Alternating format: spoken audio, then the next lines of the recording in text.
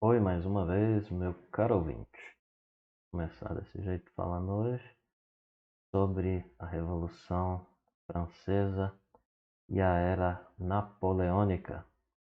Então, liberdade, igualdade e fraternidade são aí os tópicos ou palavras que as pessoas utilizam para fazerem referência aos princípios da Revolução Francesa, sendo até difundidos pelo mundo como a bandeira até hoje de muitos movimentos ditos sociais.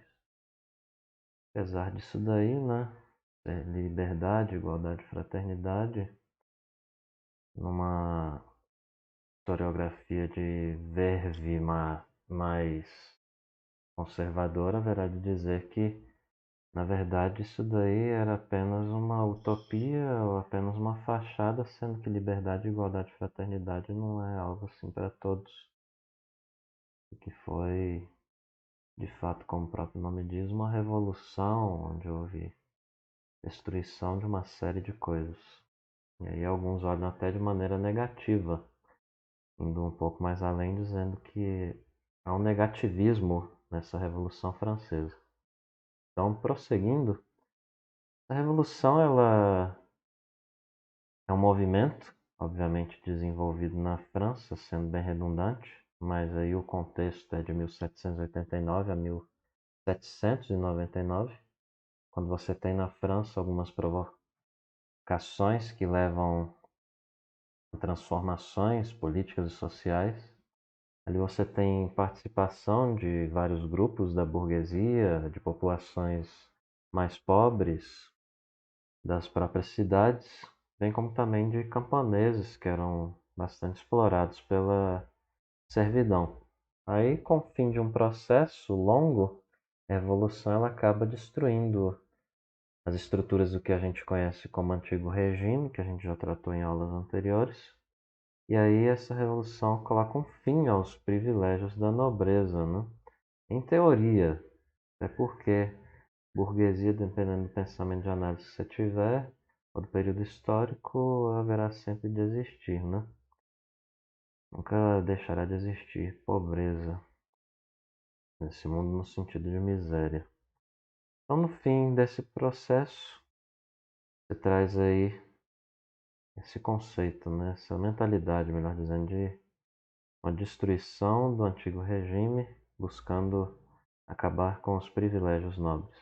Então, em vez do status garantido pelo nascimento, status aqui é uma palavra latina que descreve a condição ou posição de alguém da sociedade. Esse status, que geralmente era garantido pelo nascimento, e a burguesia valorizava, e valorizava também a própria questão da conquista das riquezas, você vê que há uma inversão ou uma busca para colocar fim a essa ideia de posição por meio do nascimento.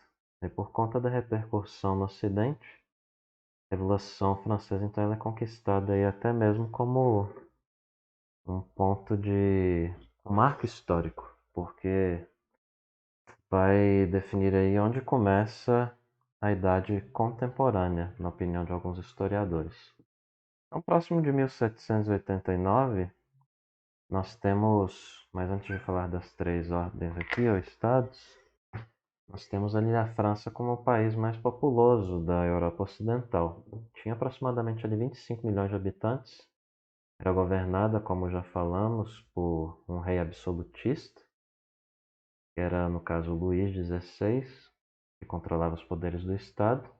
Então, a sociedade ali era bem marcada, na opinião de alguns leitores, por desigualdades profundas, sendo uma sociedade dividida em três estados ou ordens, a francesa, né?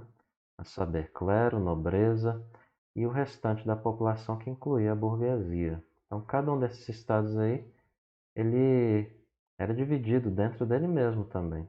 Muitas vezes havia ali rivalidades entre esses grupos e até mesmo internas. Então, falando do primeiro estado, Albert Sobol, não sei se se fala assim, afirma que, constituído pelo clero, esse primeiro estado tinha ali um número aproximado de 120 mil pessoas. Ele era dividido em alto clero, com bispos, abades, cônegos, geralmente pessoas vindas da nobreza, né, da família nobre, da nobreza. E a fortuna desse alto clero vinha geralmente dos dízimos, que são as contribuições dos fiéis, questão relacionada à igreja, né?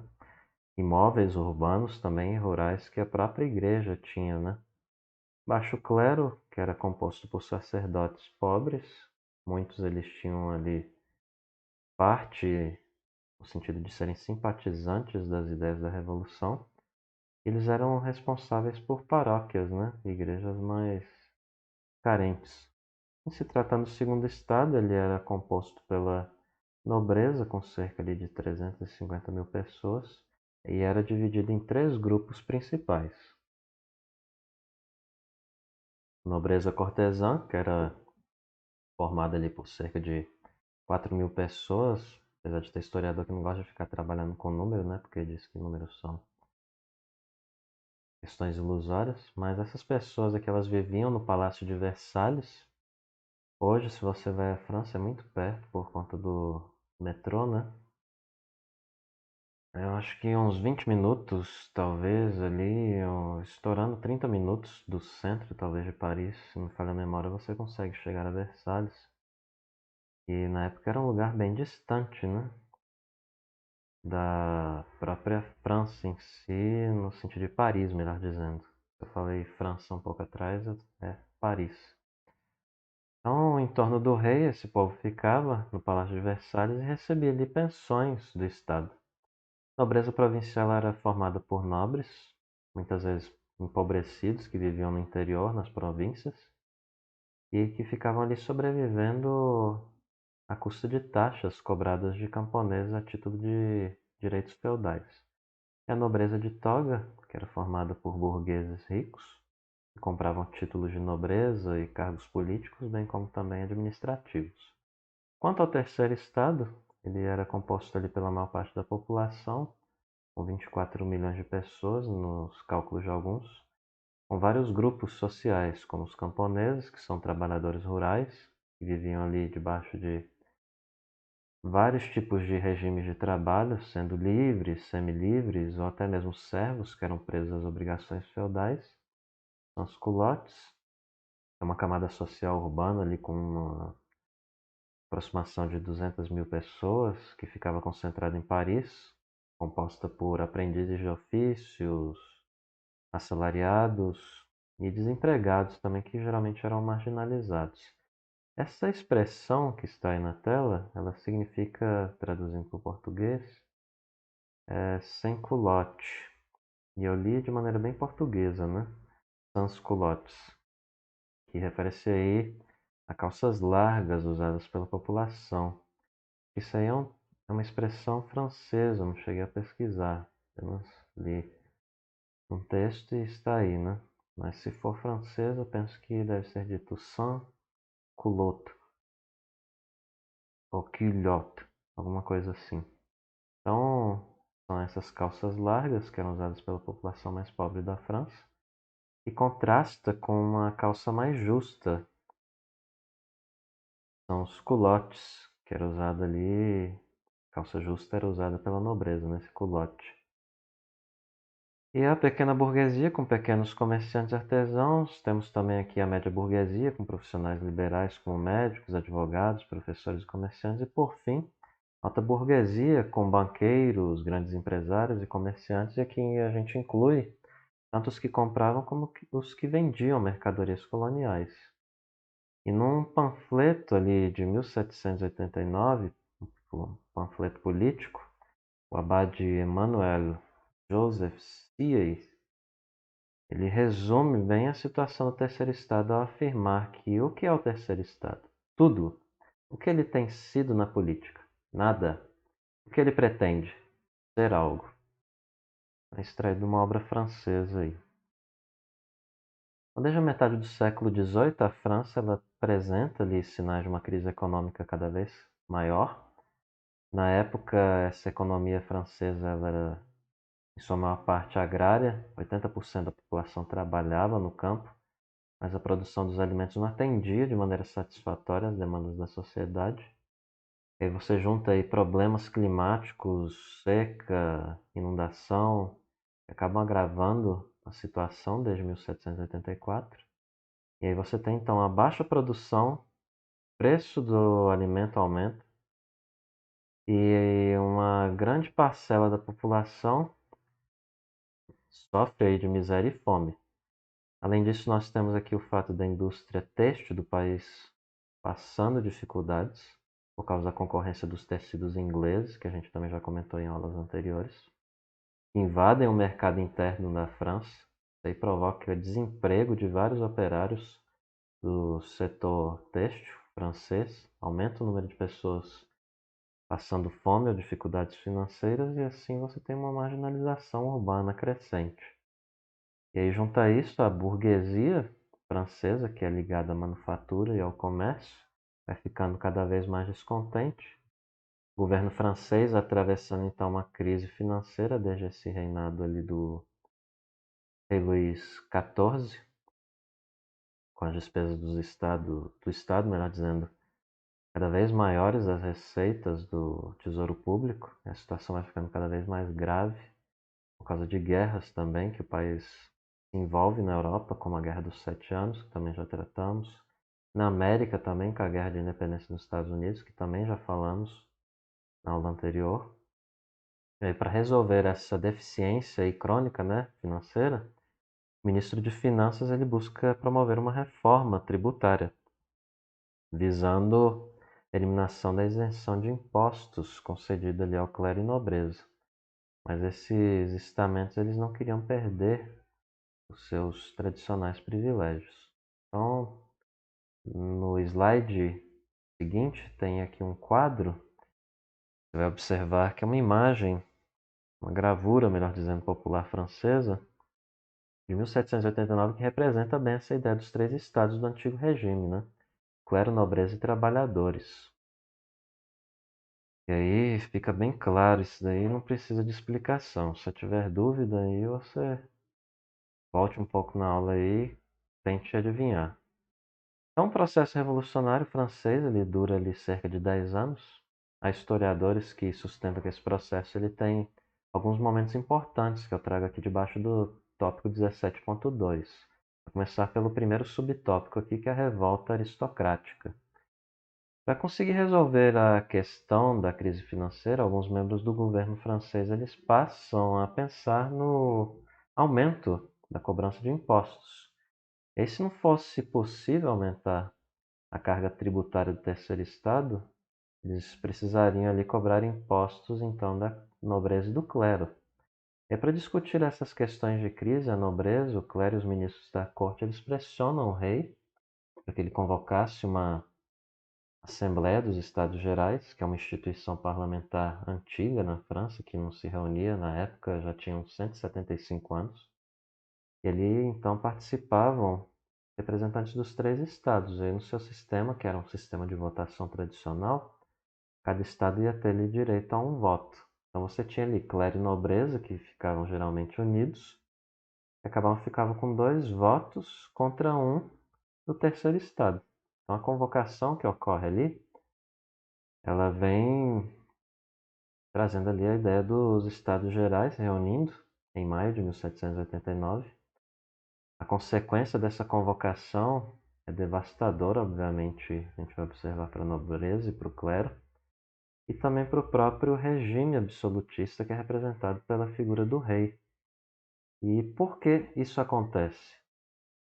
Por causa das forças conservadoras do clero, no caso aqui da nobreza, que acabam subestimando a capacidade política do terceiro estado, e também o fato da convocação coincidir com um momento de grave crise econômica, de fome, de desemprego, e aí a multidão dos pobres do campo e das cidades estava obviamente bem desesperada. Então, as eleições para a escolha dos deputados da Assembleia dos Estados Gerais, elas acontecem em um contexto de agitação popular. Isso favorece os objetivos políticos do terceiro estado. Representantes ali de diferentes ordens manifestavam suas reivindicações por meio dos chamados cadernos de queixas, né? Que tem a imagem do manuscrito, né? Carrier de doléances, demande e representação. O meu péssimo francês, obviamente. Então, bem interessante observar essa imagem aí lançada para você. Prosseguindo, um autor chamado Modesto Florenzano, não consultei se ele é brasileiro, mas vai ser lido o nome dele mesmo de maneira portuguesa. Ele mostra que a burguesia ela aproveita para divulgar o seu programa de reformas por meio de uma intensa propaganda. Aí você vai ter os camponeses e também o povo da cidade, a massa, né? Tendo pela primeira vez espaço para demonstrar em termos políticos o seu descontentamento. E aí quando a Assembleia dos Estados Gerais se reúne no Palácio de Versalhes, muito bonito esse palácio. E logo na abertura dos trabalhos, então, essa Assembleia, melhor dizendo, começa ali um conflito entre as ordens ditas consideradas privilegiadas, né? Nobreza e clero e o terceiro estado. Por um lado, nobreza e clero, eles queriam o quê? Continuar votando projetos pelo sistema tradicional, no sentido de voto para cada ordem, né?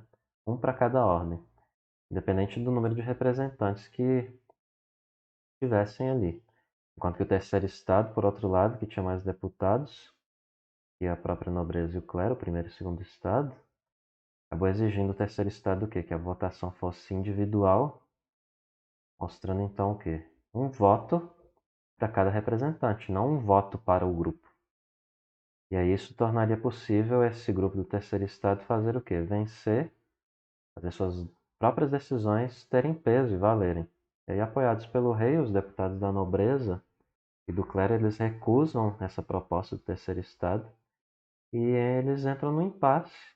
E aí os trabalhos são paralisados. E aí, com revolta, os representantes do terceiro estado se proclamam Assembleia Nacional aí no dia 17 de junho de 1789, sustentando que eles tinham ali um princípio de soberania nacional contra a monarquia, de um princípio absolutista de direito divino, né? Então o rei Luís, na imagem aí, né, 16, ele reage, ele ordena que os trabalhos ali fossem encerrados, mas os representantes do terceiro estado eles se transferem para um salão de jogos do palácio, que era usado na época pela nobreza. E aí naquele lugar improvisado, em 9 de julho, eles se proclamam Assembleia Nacional Constituinte, buscando então a elaboração de uma Constituição francesa, limitando então o poder absoluto do rei. Esse episódio ele fica conhecido como o juramento do jogo da pela. É uma bola essa pela aí, de um jogo antigo, que usava uma espécie de raquete para golpear essa bola. E aí alguns dizem que talvez esse esporte aí, esse jogo antigo, ele seja o ancestral do nosso tênis, ou esportes que lembrem aí o nosso tênis atual. E a situação política, então, ela foge do controle do governo.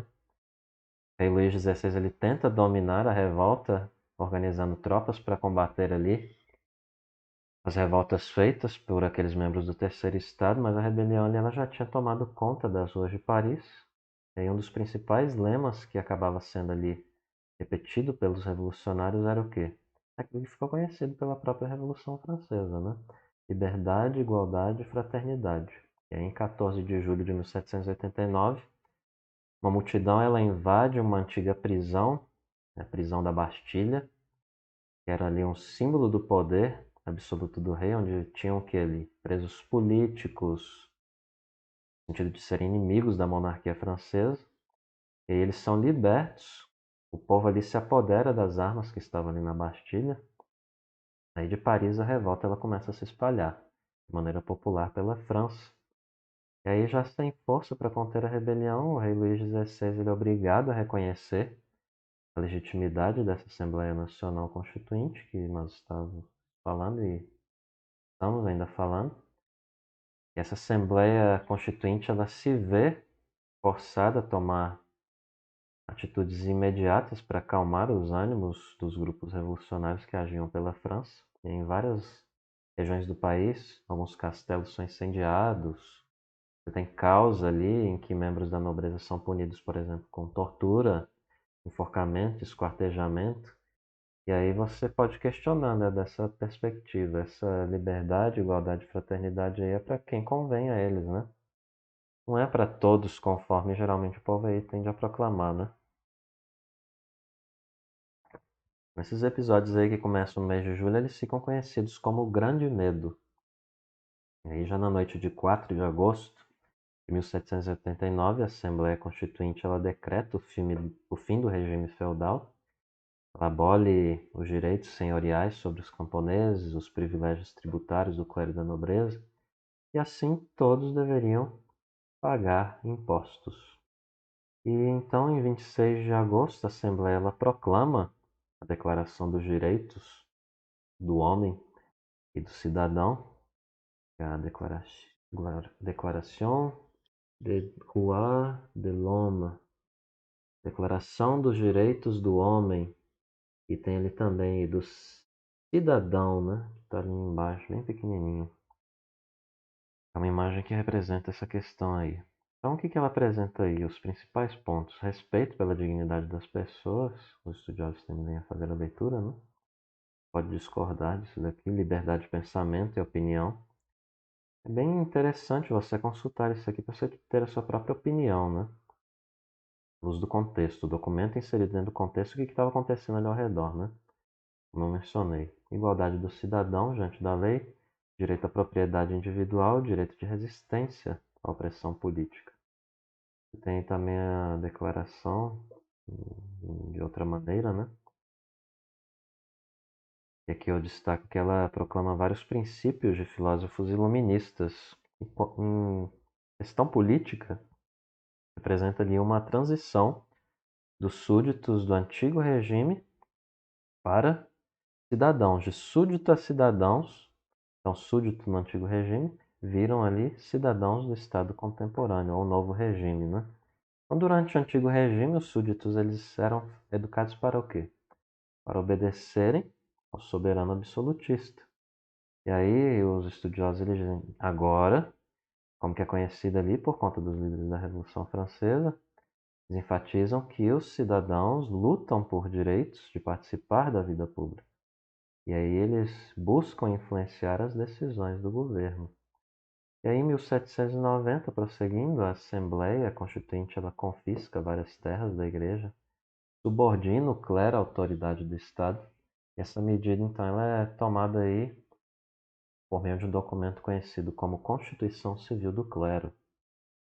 O Papa, obviamente, não aceita as determinações da Assembleia Constituinte, e assim acabam existindo ali algumas opções para os sacerdotes diante dessa decisão da Assembleia de tomar as terras eclesiásticas e subordinar o clero à autoridade do Estado, a saber, saírem da França ou lutarem contra os revolucionários. Muitos acabaram acatando essas novas leis francesas, continuaram no país, enquanto que aqueles que eram os religiosos ali descontentes e membros também da nobreza acabam se refugiando no exterior e decidem organizar então um exército para reagirem à revolução. Novamente a mesma imagem, né? Só que uma qualidade inferior. E em setembro de 1791, a Assembleia ela promulga a Constituição da França. Com ela, né, a nação francesa vira uma monarquia constitucional. O rei perde os poderes absolutos. E aí temos também o documento original, né? Principais pontos da Constituição também. Decreto da Assembleia Nacional.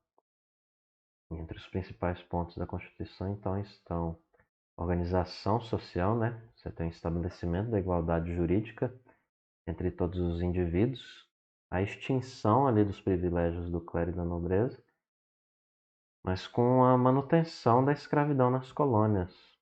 A economia, você tem a instauração da liberdade de produção de comércio, um afastamento da interferência do Estado e a proibição também de greves trabalhistas de trabalhadores. Religião, você tem ali uma garantia de liberdade de crença, separação entre Estado e Igreja, Você tem também a nacionalização dos bens do clero. E, por fim, a organização política, que é aquela clássica divisão tripartida dos poderes em legislativo, executivo e judiciário. E também o estabelecimento aqui da representatividade popular por meio do voto. Então, os cidadãos eles são divididos entre ativos e passivos. Os ativos, por terem uma renda, eles têm o direito ao voto. Então, o rei ele é o chefe do poder executivo e não pode contrariar as normas constitucionais.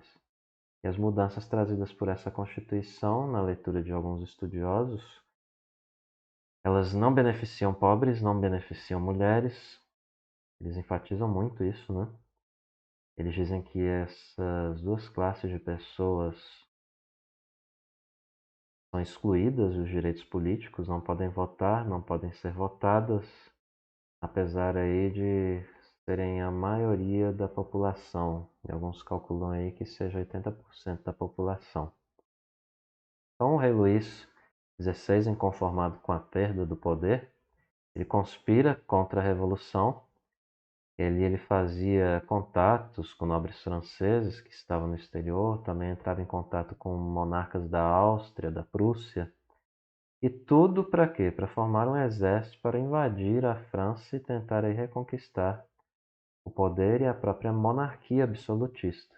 E pouco antes de ser publicada, promulgada a nova Constituição, em julho de 1791, rei Luís XVI ele tenta fugir do país para tentar se unir às forças que eram contra a revolução, mas ali durante a fuga ele é reconhecido, é preso e conduzido à capital francesa, Paris, mantido sob vigilância.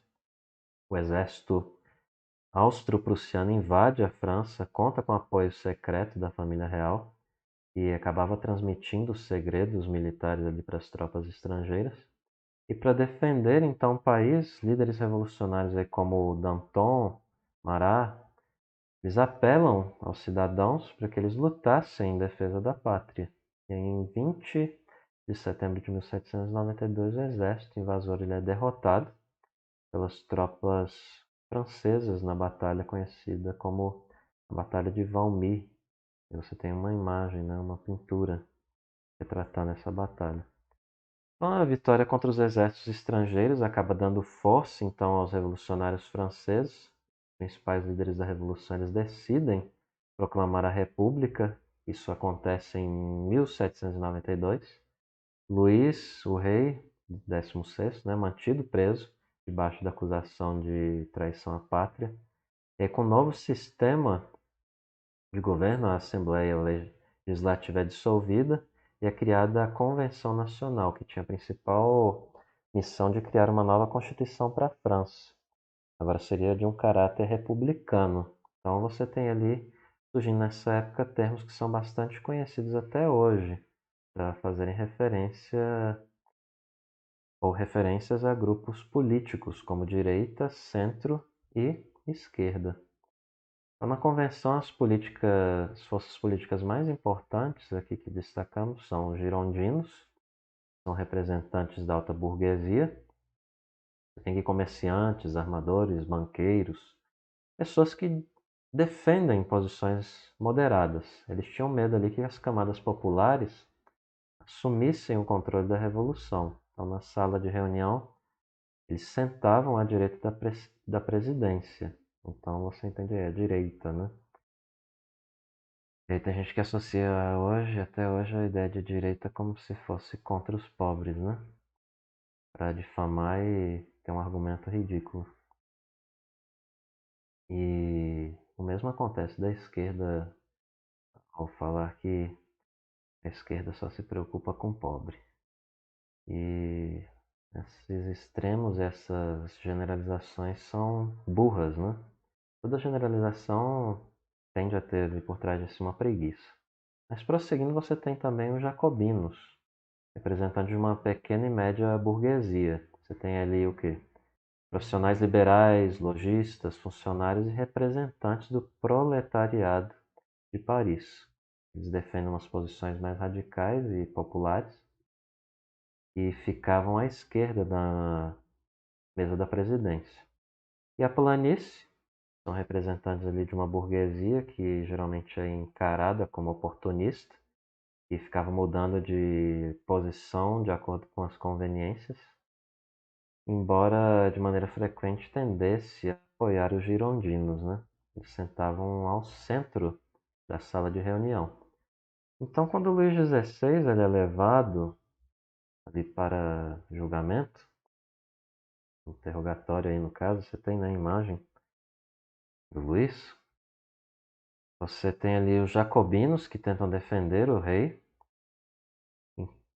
melhor dizendo, os girondinos defendem o rei, se eu falei jacobino está errado, é girondino. E os jacobinos, que são liderados ali por Robespierre e Saint-Just, eles pregam a condenação do rei e a própria morte do rei. E vence a corrente jacobina. O rei Luís ele é sentenciado à pena de morte. Por quê? Porque eles acusaram ele de ter conspirado contra a liberdade e segurança da nação. Ele acaba sendo decapitado na guilhotina em janeiro de 1793, que é um instrumento de decapitação. É muito difícil alguém não saber o que é uma guilhotina, mas é bom explicar. É um instrumento ali usado para decapitação na Europa desde a Idade Média. E ele acabou sendo aperfeiçoado por um indivíduo, um doutor chamado Guillotin, que viveu ali de 1738 a 1814. E aí ele sugeriu o uso da guilhotina para quê? Para condenados à morte durante a Revolução Francesa. Ao mês depois, a gente tem também a rainha Maria Antonieta, que é sentenciada à morte. A Morte de Marat é uma obra aí do artista neoclássico Jacques-Louis David. E nessa pintura aí que está lançada para você, você tem Marat, que é representado como Marte, e morre aí em nome de um ideal, né? Esse líder jacobino ele foi assassinado em 1793, durante o banho por uma jovem girondina. E Davi, ele desenhou os músculos, você perceber aí, né? Fazendo um paralelo com a arte, né? Multidisciplinaridade. Você vai ver aí tendões de Marat também, né? E tudo isso aí com base em estudos, obviamente, de esculturas greco-romanas que tinham o costume ali de incutir beleza em um corpo sem vida, né?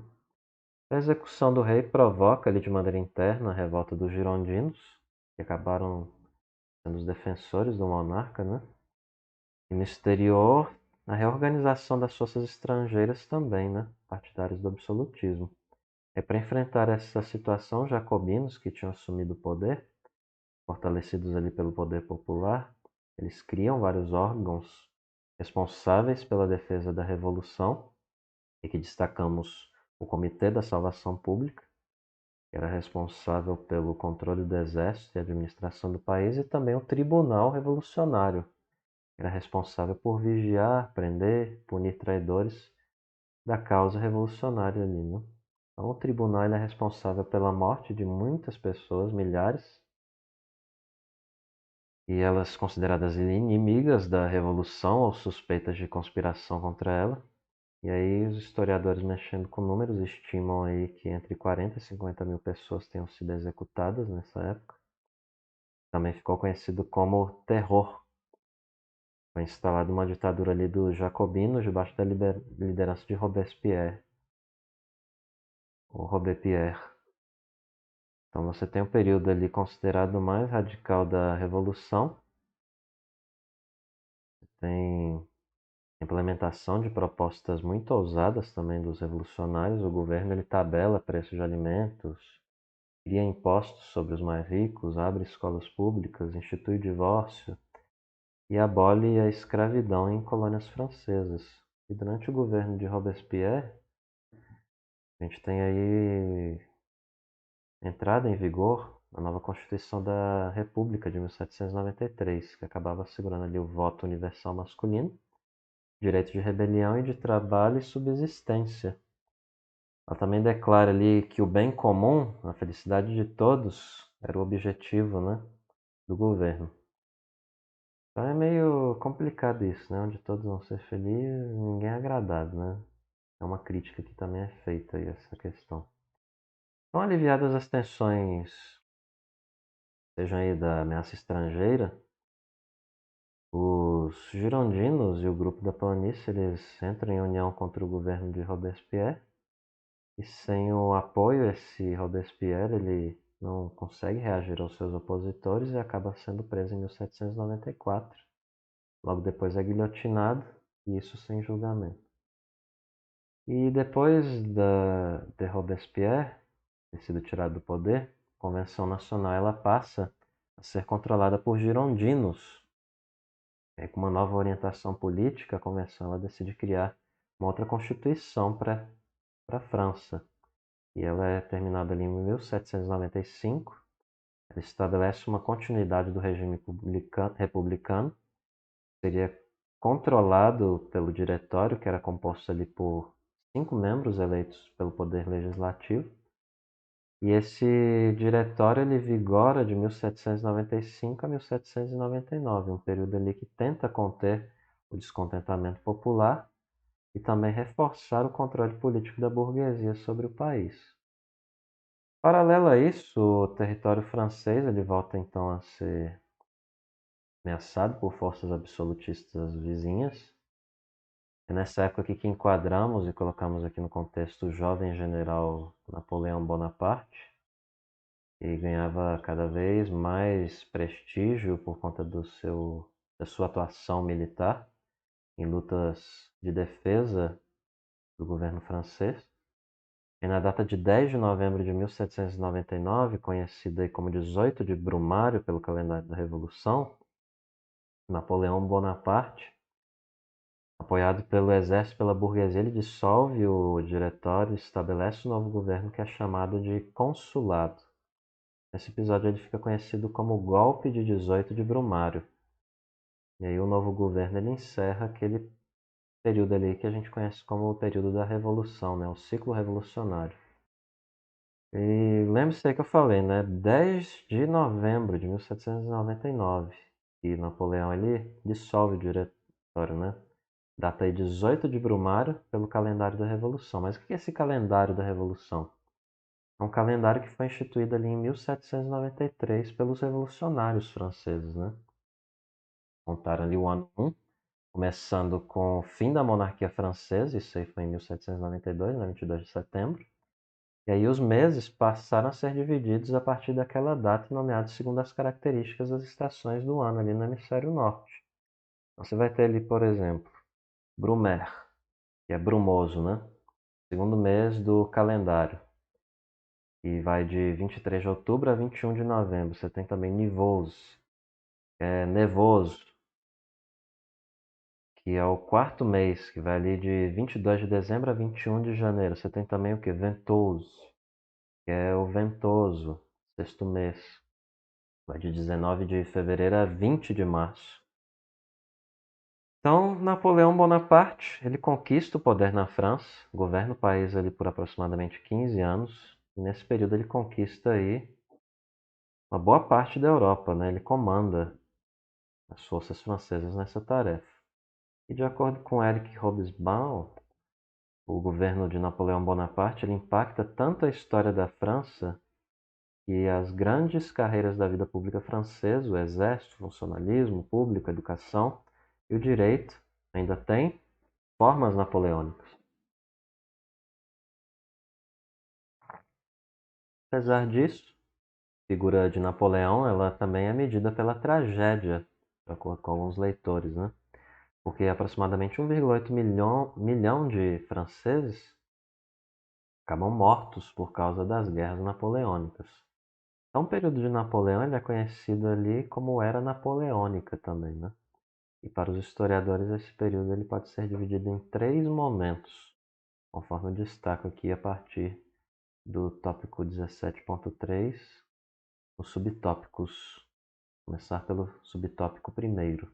Então, o consulado, que é um governo republicano controlado por militares. Você tem 3 cônsules aqui chefiando o poder executivo. E pela ordem aí, Napoleão, tem Roger Ducos e Sieyès, ou melhor dizendo, Sieyès. E apesar disso, aí quem governava, né, apesar dessa divisão, quem governava era quem? Napoleão, né? Que é eleito o primeiro cônsul da República. É ele quem mandava no exército, é ele quem nomeava os membros da administração, ele que fazia proposta de leis, conduzia política externa. Então, as oposições do governo também acabaram sendo bem fragilizadas aí, né, por meio dessa severa ação e da própria censura à própria imprensa e a ação violenta dos órgãos policiais. Apesar disso, algumas diretrizes do governo acabaram ali consolidando aspirações da burguesia e do campesinato, que tinham origem ali no período da Revolução, né? Administração. A nomeação de funcionários de confiança para cargos da administração pública. Aí você tem o quê? Centralização política. Você tem economia. Aqui é criado o Banco da França em 1800, que começa a controlar a emissão de moedas, diminui o processo de inflação. Você tem a adoção de tarifas protecionistas, né? Ou seja, a cobrança de impostos altos para os produtos importados que entravam no país. E o estímulo à produção e ao consumo interno. E isso aí visando o quê? Fortalecer o comércio e a indústria franceses.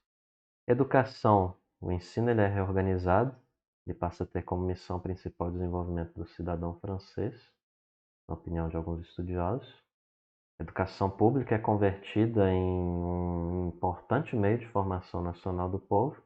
E você tem também aqui a questão do direito. Elaborado o Código Civil, que é conhecido também como Código Napoleônico, que é concluído em 1804. Ele estabelece a igualdade de todos diante da lei, respeito à propriedade privada e direito à liberdade individual, bem como ao quê? Ao matrimônio civil separado do religioso.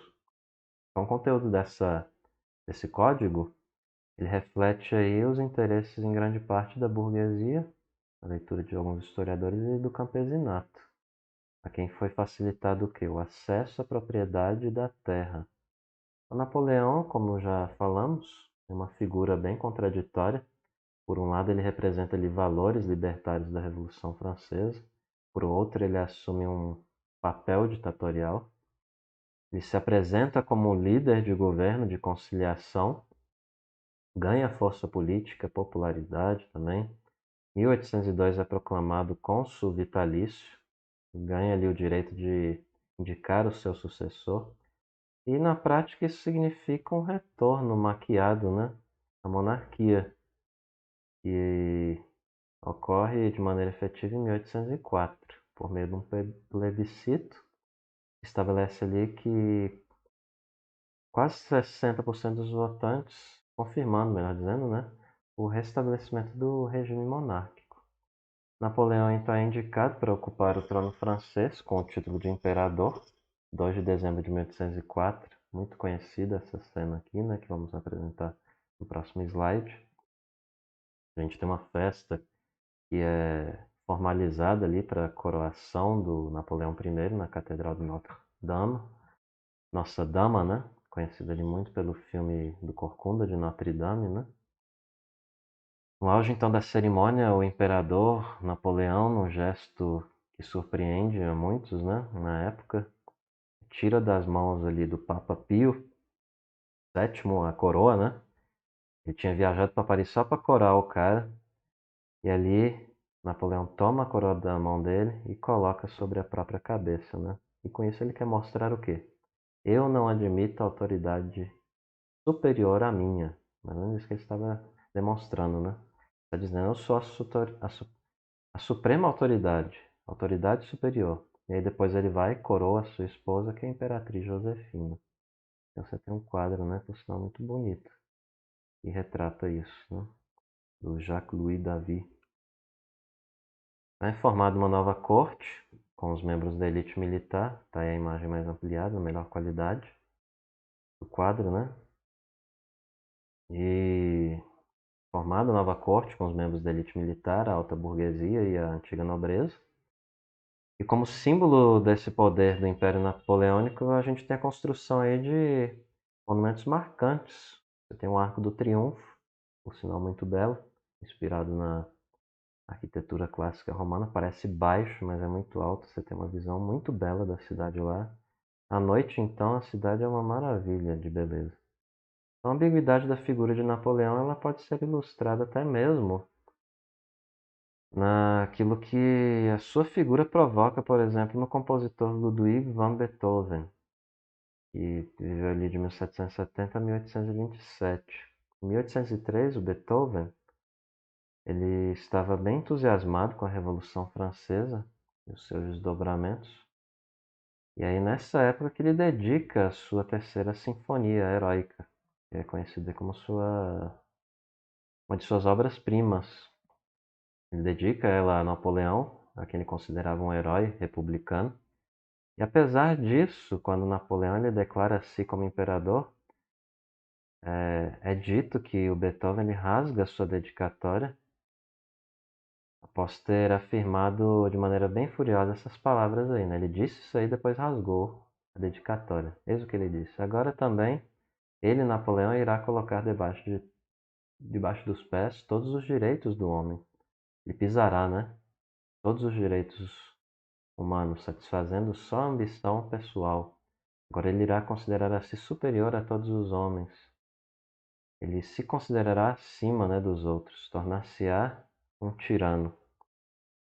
E aí, prosseguindo, a gente diz que em 1804 Napoleão encomenda uma obra aí, uma pintura, né, do pintor Jean-Auguste Dominique, e acabasse retratando ali a figura dele em trajes cerimoniais.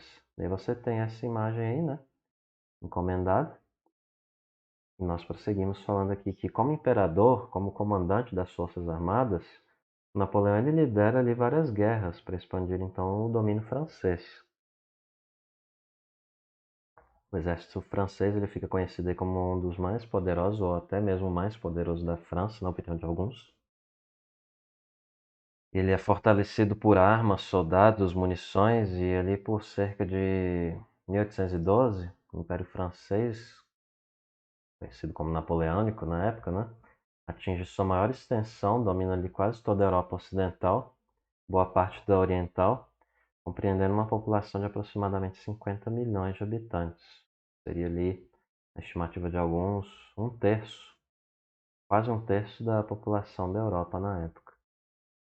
E naquela Europa ali, os governantes, sociedades, elas reagem ao expansionismo francês, formando coligações para lutar contra as ambições de Napoleão. E entre as nações que participam dessas coligações, nós temos aí a Inglaterra, Áustria, Prússia e Rússia. Temos conflitos armados ali entre a França e a Inglaterra, como aquele que aconteceu em outubro de 1805, quando a marinha inglesa ela se demonstra superior, né, à marinha francesa que tinha tentado invadir a Inglaterra e é derrotada na Batalha de Trafalgar. A vitória naval aí dos ingleses ela firma o poderio marítimo britânico.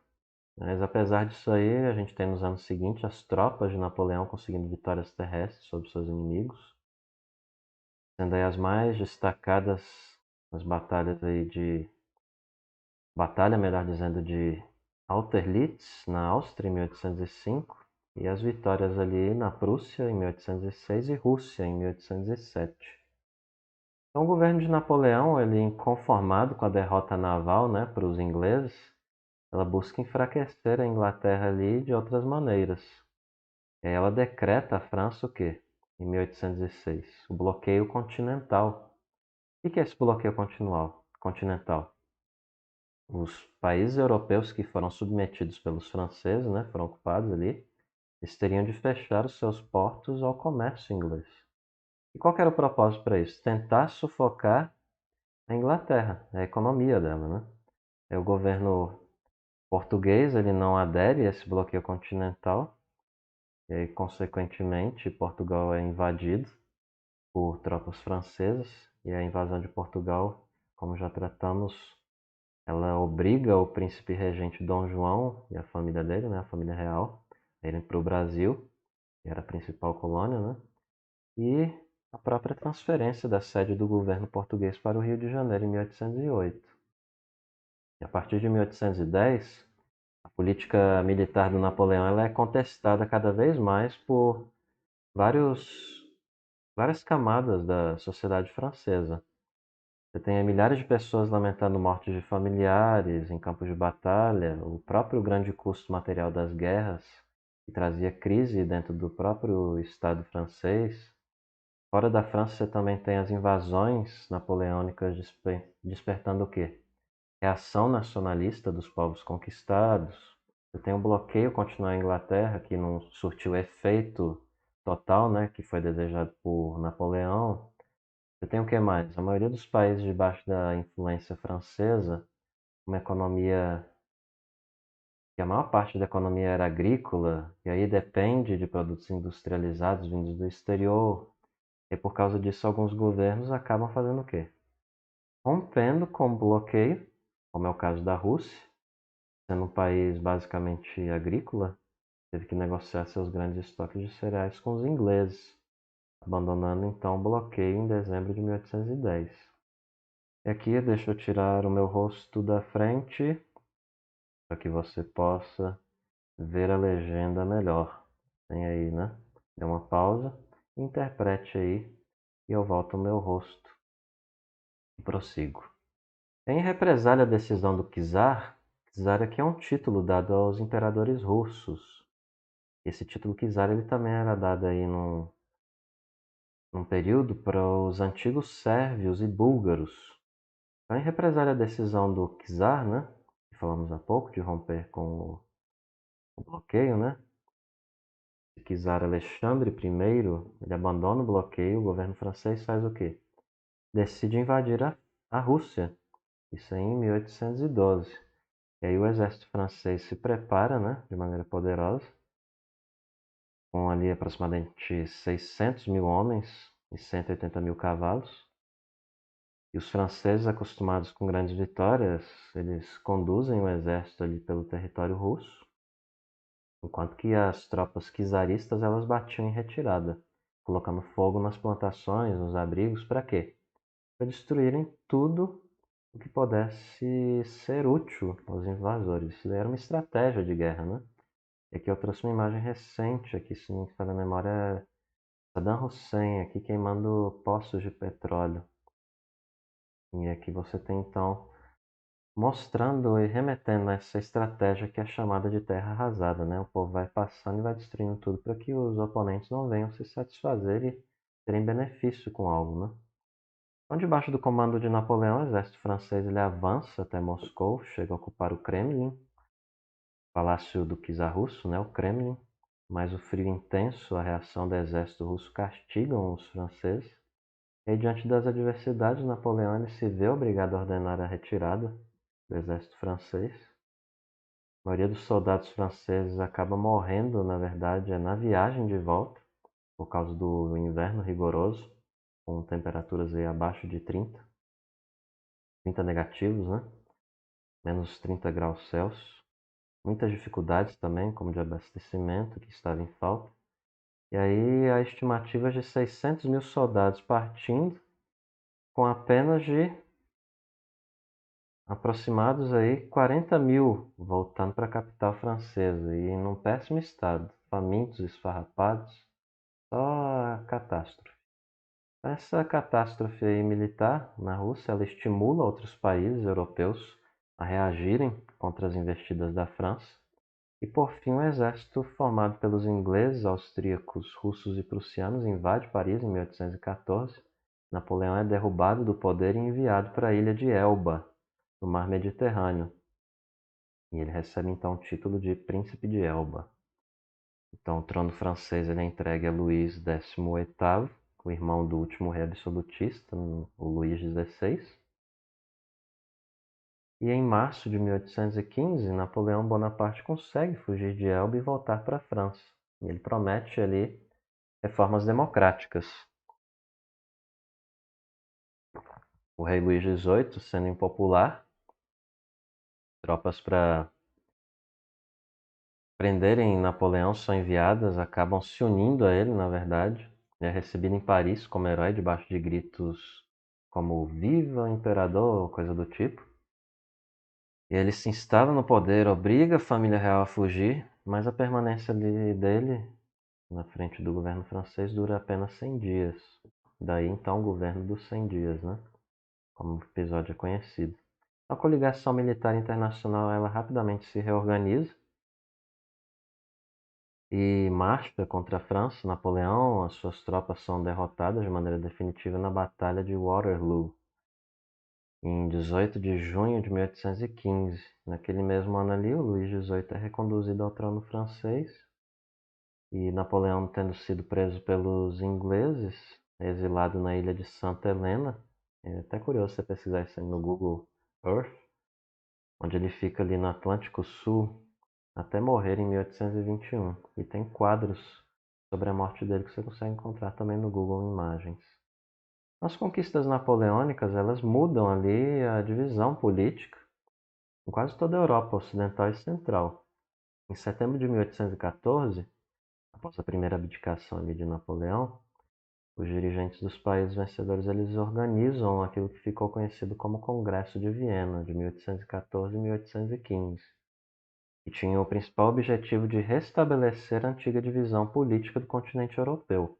Então, o governo francês acaba tendo que se submeter a várias obrigações, e uma das mais conhecidas aí é o pagamento de uma indenização, né, de uma dívida de 700 milhões de francos aos países vencedores por causa dos prejuízos que foram causados na guerra, né, ou pela guerra. Os principais países que participam desse congresso são Áustria, Inglaterra, Rússia, Prússia e a própria França. E aí, para praticar uma política de solidariedade, esboçada ali nesse Congresso de Viena, o czar russo, Alexandre I, ele propõe em 1815 a criação da Santa Aliança entre as monarquias europeias, conhecidas ali como tradicionais e cristãs. E essa aliança ela une os monarcas da Áustria, da Rússia, da Prússia e de algumas outras nações europeias, com o objetivo de defesa mútua ali. Então, os monarcas ali desses países, eles assumem o direito de intervenção em qualquer lugar que viesse a surgir o quê? Um processo revolucionário ali, inspirado no liberalismo e no nacionalismo democrático. E o governo inglês, mesmo tendo participado ali do Congresso de Viena, ele não participa da aliança. Por quê? Porque ele apoiava movimentos como aquele ali que bem sabemos e já tratamos, né, na aula passada, da independência da América Latina. Então, na época, a Inglaterra, ela buscava o quê com essa atitude? Ampliar o seu mercado consumidor. Ela queria que os seus produtos industriais fossem vendidos, mas para isso o que era necessário? Mais gente com salário, com dinheiro, mercado livre. Então, os ingleses, sendo defensores do liberalismo contra intervenções militares de governos conservadores da Santa Aliança, a partir de 1825, se observa ali o quê? Que a aliança e o sistema, por conta de todo esse contexto, acabam enfraquecendo e revoluções liberais e nacionalistas elas começam a invadir várias regiões da Europa. E aí grandes potências conservadoras passam a enfrentar discordâncias entre si.